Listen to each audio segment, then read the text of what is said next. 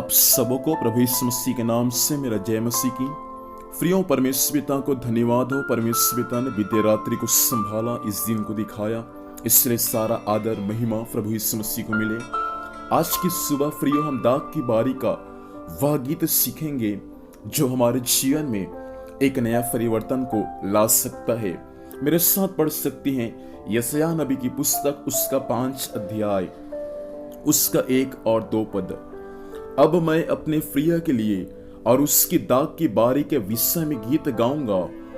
एक अति उपजाऊ टीले पर मेरे प्रिय की एक दाग की बारी थी। उसने उसकी मिट्टी खोदी और उसके पत्थर बीनकर उसमें उत्तम जाति की एक दाखलता लगाई। उसके बीच में उसने एक गुम्मट बनाया और दाखरस के लिए एक कुंड भी खोदा। तब उसने दाग की आशा की, परंतु उसमें निकम्मी दाखें ही लगी। परमेश्वर पिता इस वचन के माध्यम से हम सबों को आशीष दे। मेरे प्रियो, आज की सुबह हम दाग की बारी के विषय में सीखेंगे। एक प्रिय का एक दाग की बारी था और वह दाग की बारी एक ऊंचे टीले पर था। और परमेश्वर के वचन में लिखा हुआ है कि उस टीले का विशेषता कि वह टीला उपजाऊ टीला था। वहां का जो जमीन था वह उपजाऊ जमीन था। वहां यदि कुछ भी बीज को डाल देते हैं मेहनत करके, तो वहां पर अवश्य फल लाएगा, क्योंकि परमेश्वर के वचन में लिखा हुआ है कि वह टीला जो था वह अति उपजाऊ टीला था। और उस अति उपजाऊ टीले में एक दाग की बारी थी। दाग की बारी किसी प्रिय का था। दाग की बारी में दाग की ही खेती हम कर सकते हैं। उस दाग की बारी में एक किसान या एक मजदूर उसमें अंगूर का खेती किया। 2 पद में लिखा हुआ है, तब उसने मिट्टी खोदी और उसके पत्थर बीनकर उसमें उत्तम जाति की दाखलता लगाई।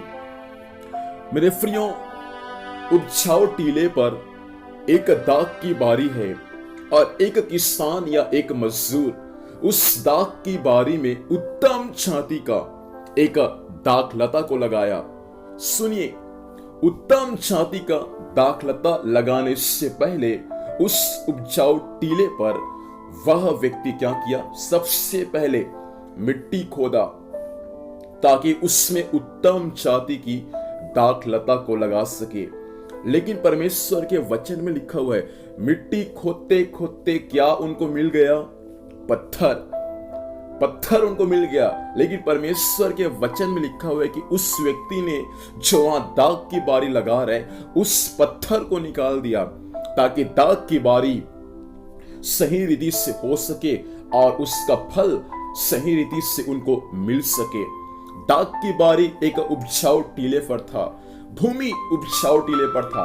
लेकिन जैसे भूमि का खुदाई किया, उसमें दाग की बारी को लगाने के लिए परमेश्वर के वचन में लिखा हुआ है, उस दाग की बारी में पत्थर निकल गया। यदि पत्थर को यदि नहीं निकालता तो कदापि उसमें दाग की बारी को लगाता, लेकिन कदापि उसमें फल नहीं मिलता। दाग की बारी में यदि फल मिलना था तो सबसे पहले मेरे प्रिय भाई और बहन, उस पत्थर को निकालना आवश्यक था, जो पत्थर उस दाग के बारी को फल लाने से रोकता था। मैं आपसे कहना चाहता हूं, आप अपने आत्मिक जीवन का जितना ज्यादा खुदाई करेंगे उतना ज्यादा आपको कई पत्थर मिलेगा जो मसीह में आपको फल लाने से रोकता है, जो मसीह में आपको आगे बढ़ने से रोकता है, जो परमेश्वर के पवित्रता में आपको आगे बढ़ने से रोकता है, जो संगति में, वचन में, प्रार्थना में आपको आगे बढ़ने से रोकता है। आज उन पत्थरों को आपको अपने जीवन में ढूंढने की आवश्यकता है।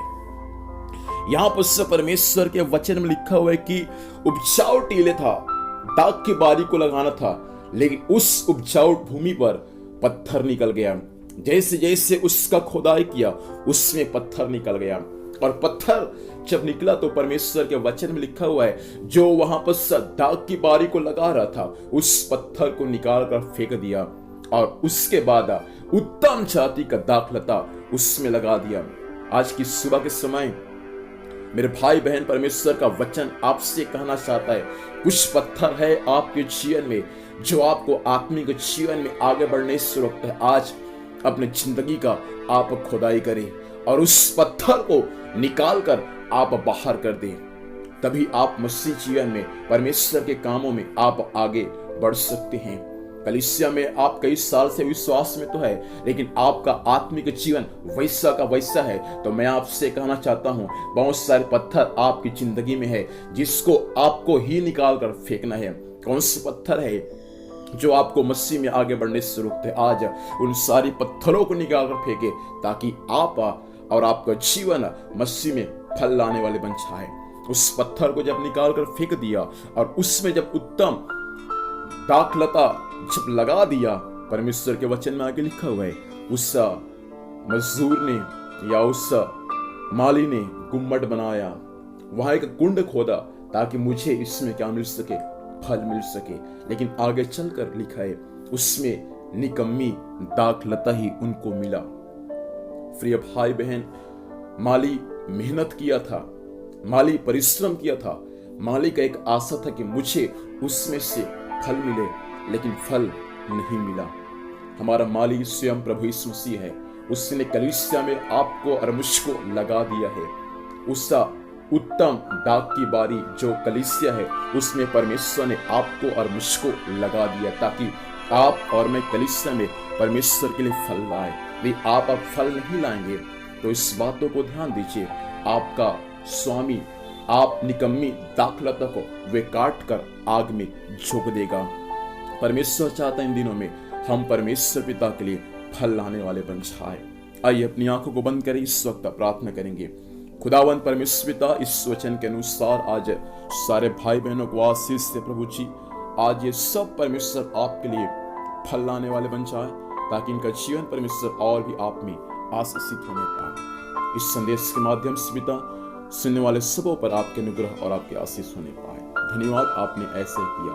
यीशु मसीह के नाम से मांगते हैं, आमीन। प्रभु हम सबों को आशीष प्रदान करे।